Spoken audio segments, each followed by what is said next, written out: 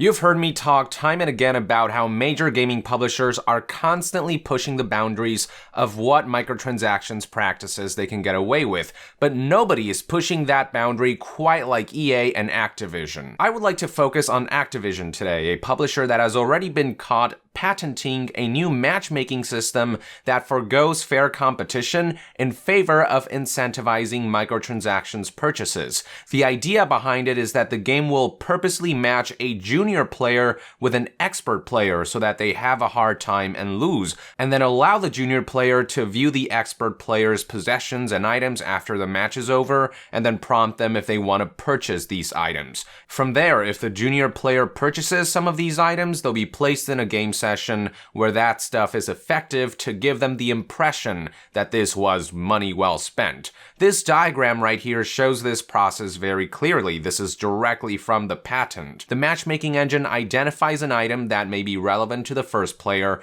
identifies a second player who has it, matches them together, and after the match is over, if the first player purchased the item, they'll be placed in a game session for which the item is effective. And if not, their profile will be updated with a non-purchase, and this is data that the game will use to inform the next time this cycle repeats itself. It's utterly disgusting just how manipulative this shit is, and we saw a glimpse of this system being implemented in Activision's latest game, Call of Duty World War II, which implements a social hub feature that places 48 players into an open area where they can interact with each other, akin to the farm in Destiny 2. But the twist here is that now, when players open a loot box, it will fall out of the sky and reveal its items in front of bystanders, allowing them to essentially watch you open loot boxes. This also allows you to go to other people and watch their loot boxes being opened. While this isn't the full form of the patented matchmaking system,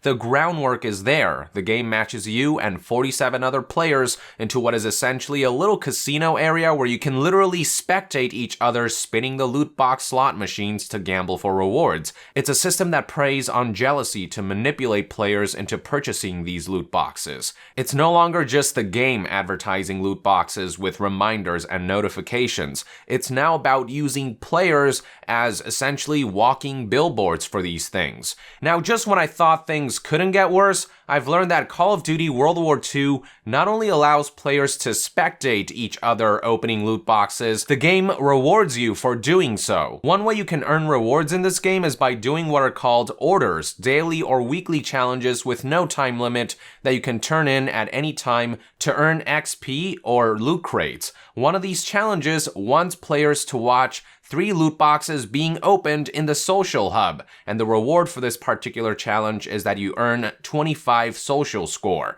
What is social score, you ask? It is another progression system in World War II's multiplayer on top of all the other ones like Soldier XP, Weapon XP, Division XP, so on and so forth. Social score is specifically tied to the amount of time spent in the game's social hub. You get a few points for every couple of minutes that you spend there, and having a high social score will improve the odds for opening loot boxes. And you want to know one way to earn additional social score besides spending time at the social hub or completing challenges? You just have to watch other people open loot boxes. This is separate from that challenge that I just showed you. This is just something you can do at any time. You walk up to someone, and if you watch them open up loot boxes, that gives you a boost of social score. So just think about this for a minute. You've got social scores that govern the odds of you getting better stuff in loot boxes, and to increase your odds of getting better stuff, to increase that social score, one way to make that process faster is by watching people open loot boxes. On top of that, some of the game's challenges also encourage for you to watch people open loot boxes. It's this insane loot box system that basically fuels itself from just one simple addition, the ability to spectate people open loot boxes. One of the most common excuses that people use to defend loot boxes is that they're optional or unintrusive, but can you really look at this system and confidently use those adjectives? How can they be truly optional when they're tied to one of the game's progression systems, the social score? How can they be unintrusive if the game is constantly finding ways to reward you and encourage you to look at other people opening them? preying on potential envy that may breed from seeing someone hit the jackpot and maybe get something that you wanted. The only real saving grace of this system is that most items that you get in loot boxes here are purely cosmetic. Different skins for weapons, emotes, soldier apparel, stuff like that. Most is the key word here. Loot boxes in this game do sometimes grant you temporary XP multipliers for specific weapons and division alignments, so they can speed up your game progress. It isn't pay to win by any means, and it's nowhere near as bad as something like Battlefront 2, but the XP multipliers will certainly provide a boost to those who purchase lots of loot boxes. Now, even if we pretend that the XP multipliers aren't there and just focus on the cosmetics, here's the thing, Call of Duty World War II is a game that makes cosmetics matter more than in any other game in the series. Not only is this a multiplayer game in which you play as a fully customizable avatar character, the game also now includes this social hub for people to check each other out and whatnot. There's this widespread misconception that making loot box rewards purely cosmetic means that they won't affect the gameplay experience, but that's not entirely true. Cosmetics do matter in some games more than others. In games like Overwatch or League of Legends, because you're playing as these predefined characters in a competitive multiplayer environment, cosmetics matter little beyond an added cool factor. In these games, the focus is on skills and communication, not all this other fluff. Whereas with something like Destiny 2, it's a shared world experience where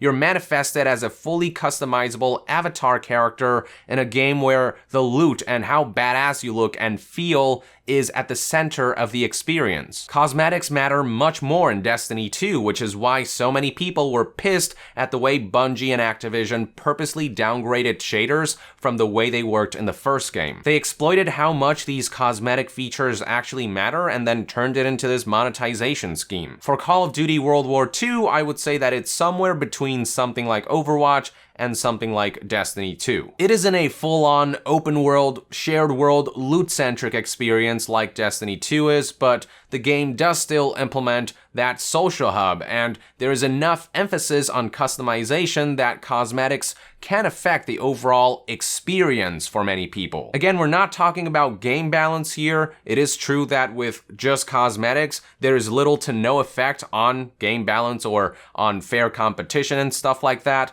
but stuff like this, the cosmetics, can make certain people feel a little inadequate and envious when they see others wearing all this badass stuff, these outfits and skins, and it leaves a sour taste to know that these people could have potentially just bought their way through all of this. And it is these psychological tics that Activision is exploiting with Call of Duty World War II by constantly emphasizing loot boxes through the social hub and challenges, and by rewarding you for looking at people unwrap these loot boxes, rewarding you for watching people spin that slot machine. And this is just a small part of a much larger and much more malevolent experiment as Activision inches closer and closer to fully realizing that patent that they filed. Look, at the end of the day, it is up to you as the consumer to decide how you want to spend your hard-earned money, but just consider for a moment if you can say that your money is well spent on a game that turns loot boxes into a public spectacle